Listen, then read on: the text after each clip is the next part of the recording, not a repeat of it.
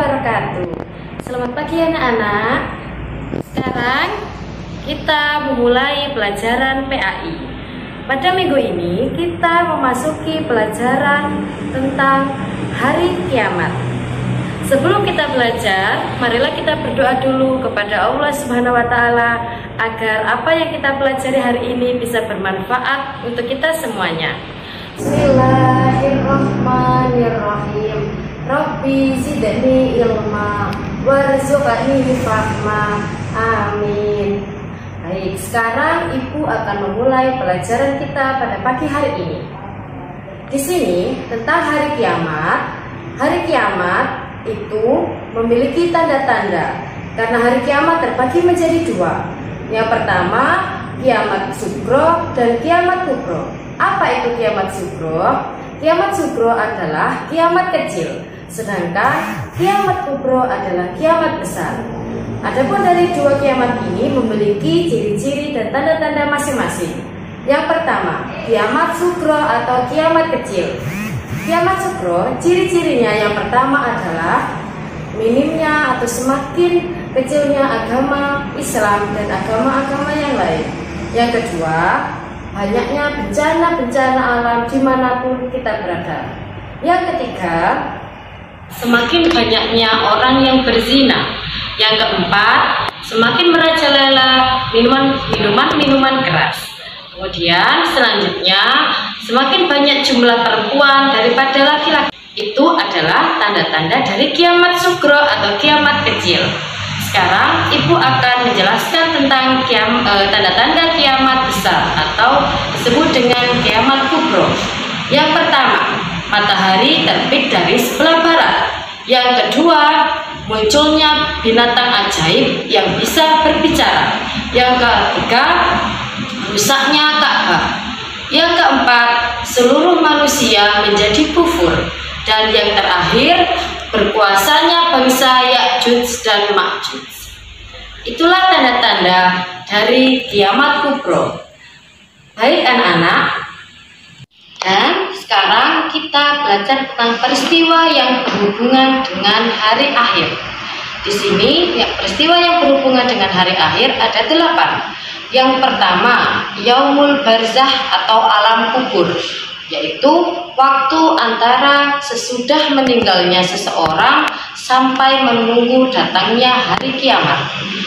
Kemudian yang kedua, Yaumul Ba'ats, yaitu masa dibangkitkannya manusia dari alam kubur, dari manusia pertama sampai dengan manusia yang terakhir. Yang ketiga, Yaumul Mahsyar, yaitu masa dikumpulkannya semua manusia di padang mahsyar untuk dihisab atau diperhitungkan amal kebaikan dan amal keburukannya. Kemudian yang keempat, Yaumul Hisab atau Yaumul Mizan, yaitu di mana masa diperhitungkan atau ditimbangnya amal kebaikan dan keburukan manusia selama di dunia. Kemudian yang kelima, Yaumul Jaza, yaitu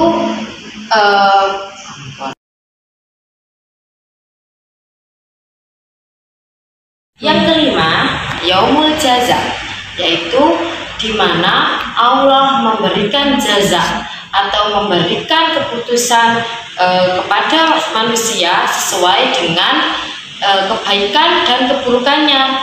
Yang keenam, Syirot atau kita sebut dengan jembatan, atau dalam artian jalan yang menghubungkan atau mengantarkan manusia ke neraka atau ke surga sesuai dengan amal perbuatannya. Yang ketujuh adalah surga, tempat balasan bagi orang yang beriman kepada Allah.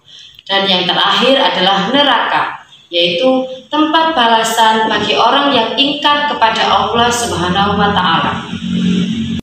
Ibu akan menjelaskan tentang surga dan neraka. Surga dan neraka memiliki macam-macam surga dan neraka ada 7. Yang pertama, sekarang Ibu akan menjelaskan tentang macam-macam surga. Surga yang pertama adalah Firdaus, kemudian yang kedua Ma'wa, yang ketiga Khuldi, yang keempat Naim, yang kelima An, yang keenam Darussalam, dan yang terakhir Darul Jalan. Sekarang Ibu akan menyebutkan macam-macam dari neraka. Yang pertama, neraka Jahanam. Yang kedua, Wa'il. Yang ketiga, Hutomah. Yang keempat, Sa'ir. Yang kelima, Sakor. Dan yang keenam, Jahim. Dan yang terakhir adalah Hawiyah. Itu tadi macam-macam dari surga dan neraka.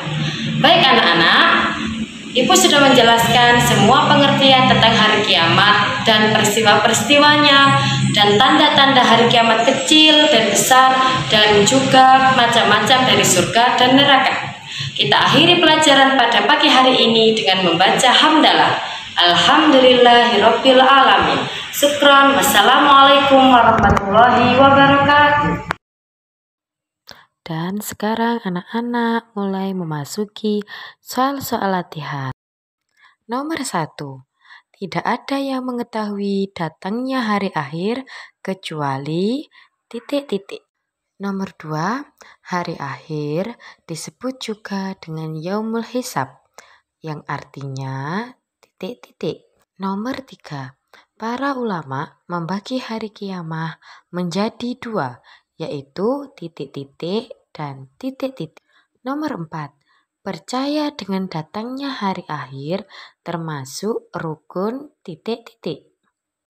Nomor 5. Malaikat yang meniup sangkakala adalah ... Nomor 6.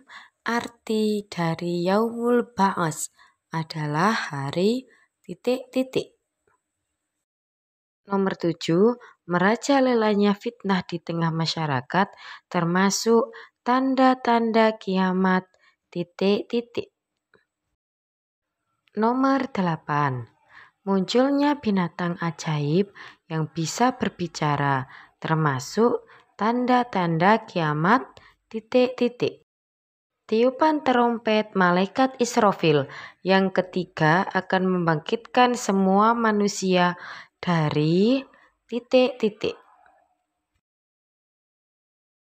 Dan yang nomor ke-10, orang yang bisa memberikan syafaat di hari akhir adalah ...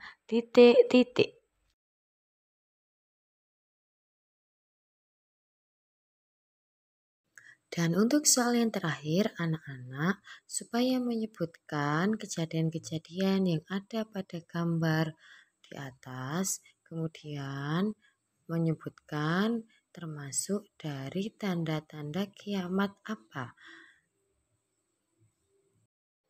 Silakan dari soal-soal latihan tersebut ditulis di buku tulis pendidikan agama Islam.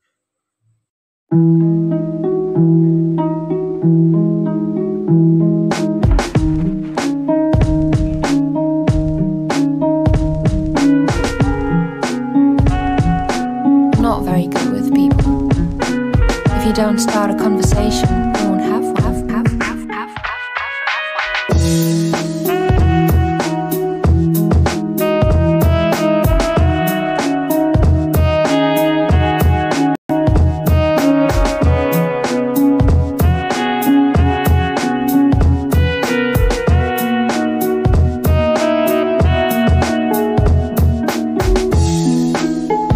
Good with people. If you don't start a conversation, you won't have one. We won't have one. If you don't start a conversation, we won't have one. We won't have one.